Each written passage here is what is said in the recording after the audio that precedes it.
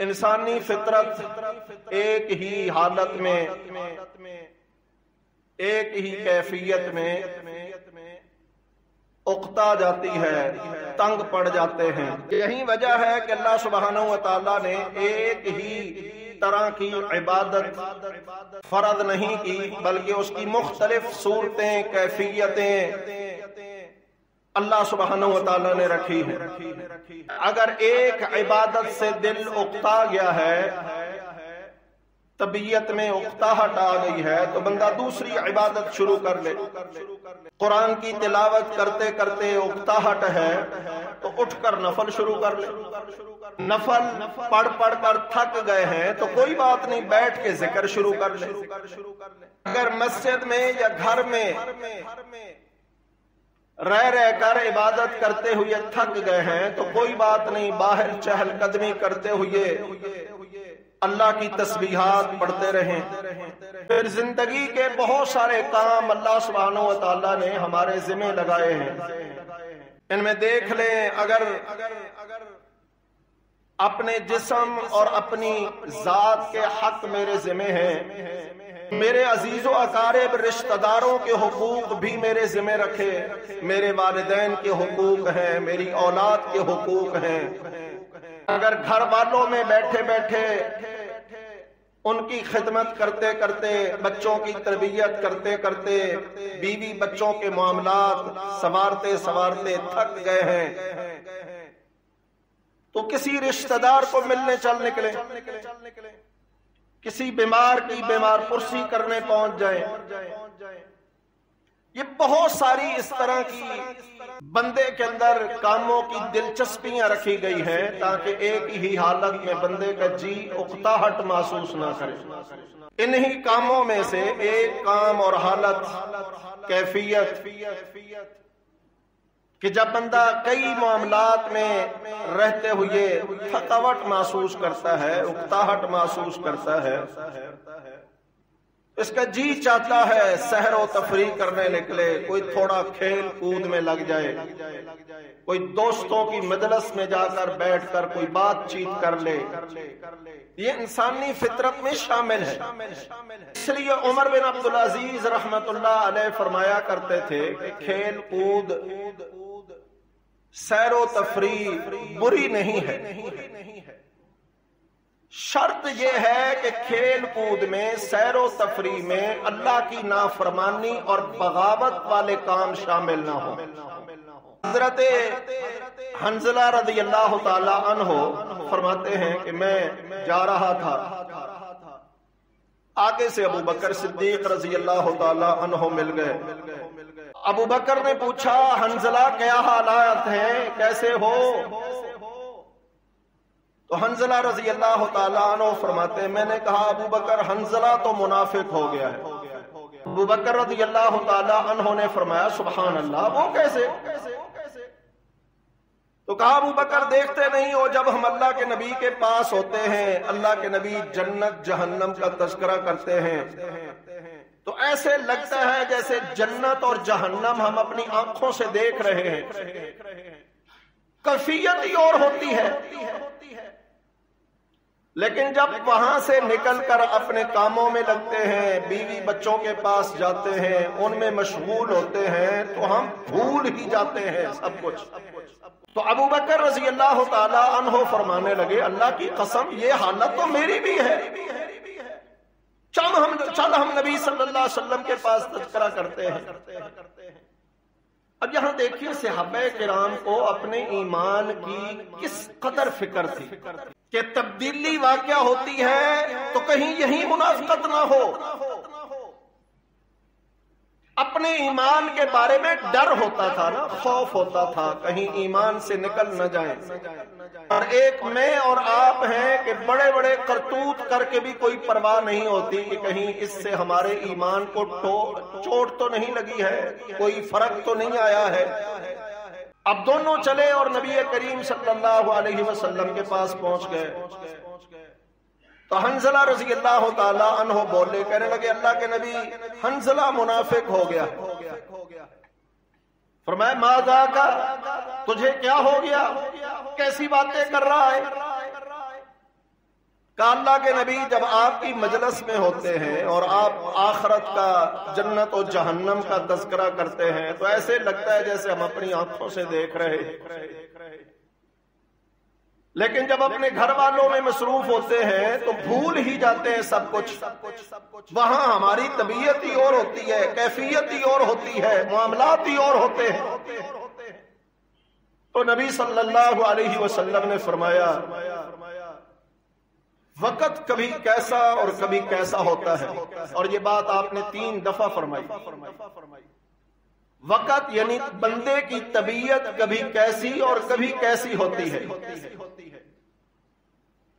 فرمایا اگر ہر وقت تم اس حالت میں رہو نا جس حالت میں تم میرے سامنے بیٹھے ہوئے ہوتے ہو، تو اللہ کی قسم رات چلتے ہوئے اور بستروں پہ لیٹے ہوئے فرشتے تم سے آ کر سلام کیا کریں، ہاتھ ملایا کریں۔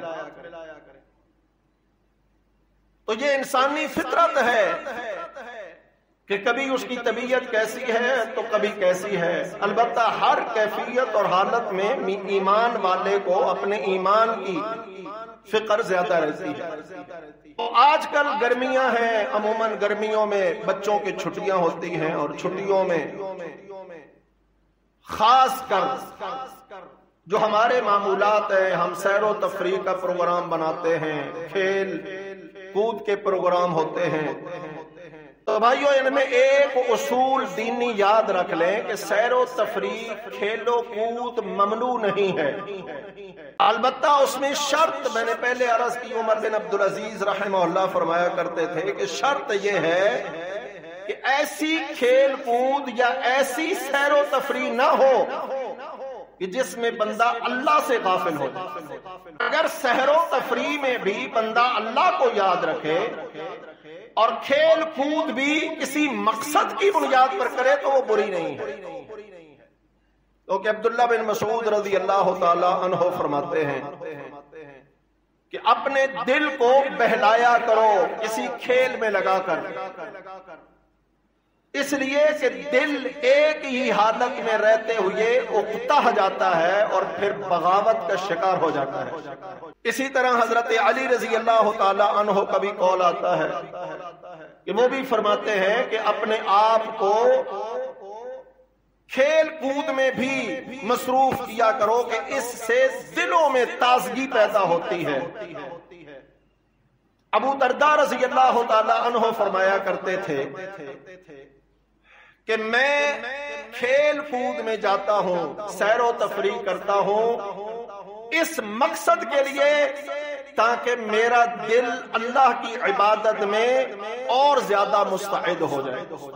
تو سلف صالحین بھی سیر و تفریح کرتے تھے، کیونکہ قرآن مجید نے ہی سیر و تفریح کا حکم دیا ہے، قل سیروا فی الارض،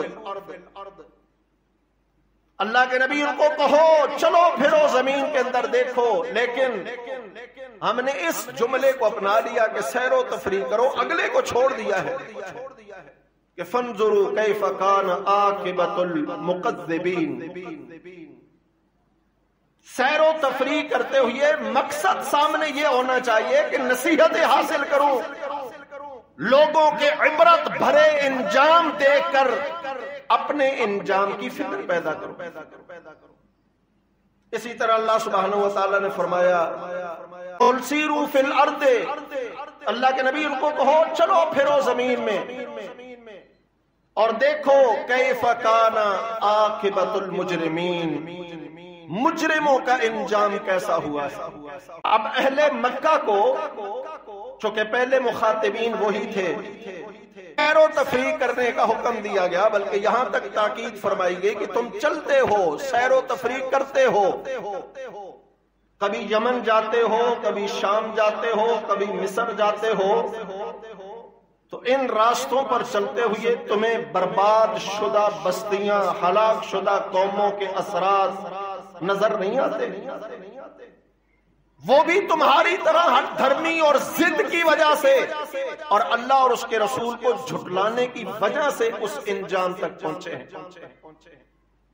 یہاں تک کہ اللہ سبحانہ و تعالی نے سورۃ روم کے اندر اس بات کی بھی وضاحت فرمائی ہے کہ اولم یسیروا فی الارض فَيَنْظُرُوا كَيْفَ كَانَ عَاقِبَةُ الَّذِينَ مِنْ قَبْلِهِمْ، کیا انہوں نے زمین میں چل پھر کے نہیں دیکھا کہ جو ان سے پہلے گزرے تھے ان کے انجام کیسے ہوئے ہیں؟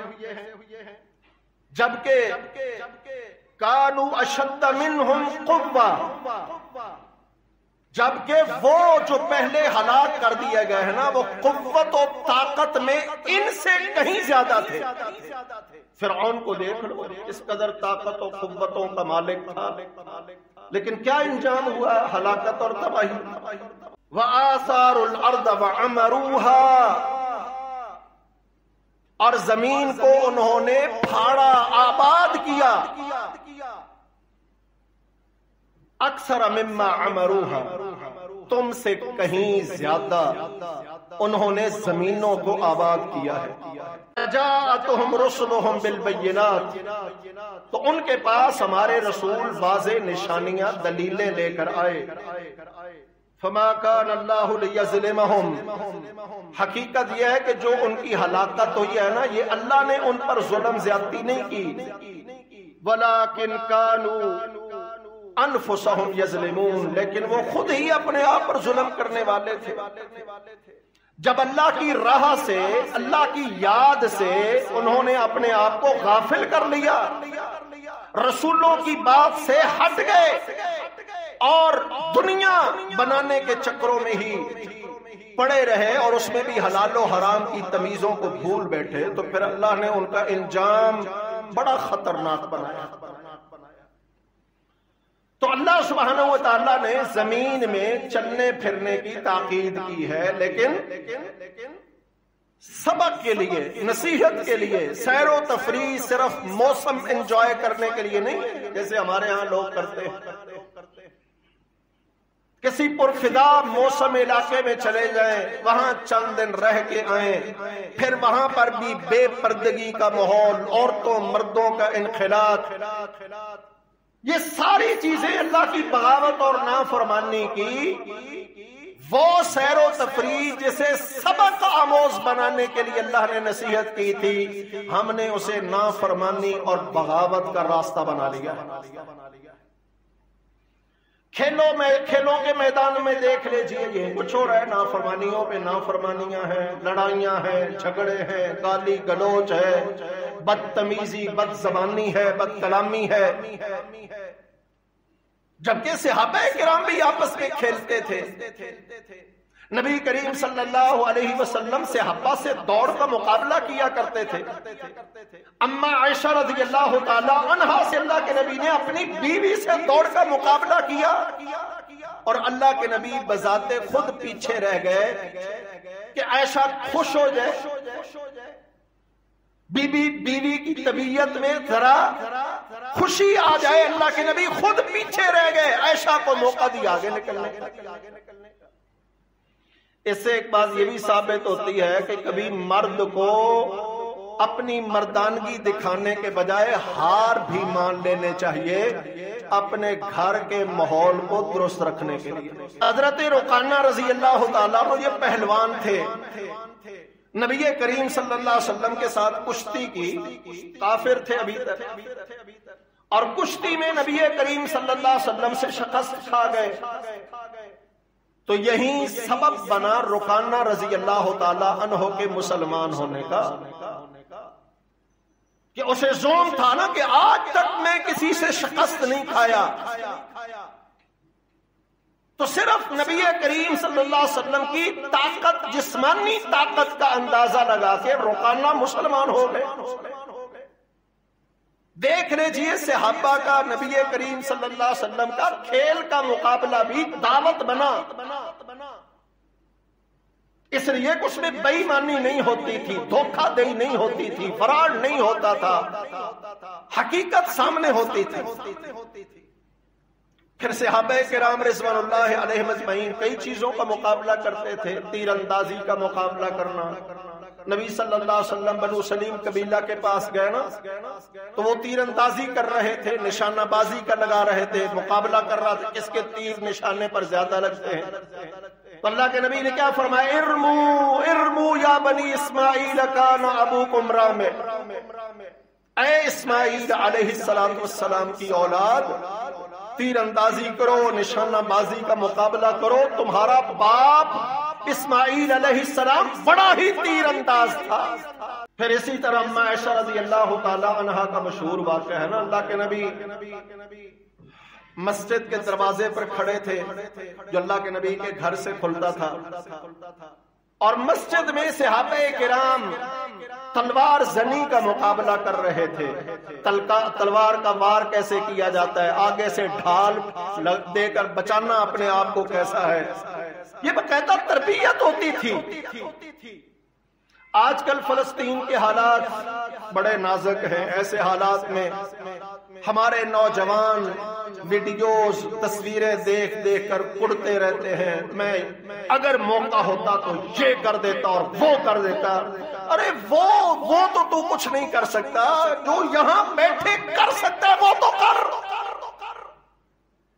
یہ سمجھتے ہیں کہ شاید موقع ملے اور ہم جا کر یہودیوں کو کاٹنا شروع کر دیں۔ بھائی ایسے نہیں ہوتا، باقاعدہ ٹریننگیں ہوتی ہیں، تربیتیں ہوتی ہیں، اپنے آپ کو تیار کرنا پڑتا ہے، دشمن پر حملہ کرنے، وار کرنے کے انداز اپنانے پڑتے ہیں، دشمن کے وار سے اپنے آپ کو بچا کے آگے بڑھنا پڑتا ہے، اور اس کے لیے ٹریننگ ضروری ہے۔